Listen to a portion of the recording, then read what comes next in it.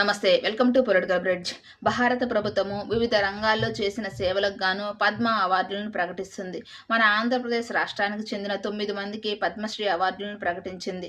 అందులో మురళీమోహన్ గారు, రాజేందర్ ప్రసాద్ గారు సినీ ఇండస్ట్రీలో చేసిన సేవలకు గాను వీరికి పద్మశ్రీ అవార్డులను ఇచ్చి సత్కరించింది. ఇక్కడ ప్రముఖ ఆంకాలజిస్టు నూరి దత్తాత్రేయుడు గారికి కూడా పద్మభూషణ్ అవార్డును ఇచ్చి కేంద్ర ప్రభుత్వము సత్కరించింది. ఈయన క్యాన్సర్ వ్యాధికి పడిన వారికి ప్రజలను రక్షిస్తుంటారు ఎప్పటినుంచో. ఈయన్ని జగన్మోహన్ రెడ్డి గారు ముఖ్యమంత్రిగా ఉన్న సమయంలో ప్రభుత్వ సలహాదారుడు పదవి ఇచ్చి తన గౌరవాన్ని మరింత పెంచారు. ఇప్పుడు చంద్రబాబు నాయుడు గారు ముఖ్యమంత్రిగా ఉన్నా కానీ ఆయన ప్రభుత్వ సలహాదారుడుగా కొనసాగుతున్నారు. నిజంగా ఈ విషయంలో ఆయన గౌరవాన్ని జగన్మోహన్ రెడ్డి గారు, చంద్రబాబు నాయుడు గారు మరింత పెంచారు. ఇప్పుడు భారత ప్రభుత్వం కూడా పద్మభూషణ్ అవార్డును ప్రకటించి ఆయన గౌరవాన్ని మరింత పెంచేలాగా సత్కరించింది.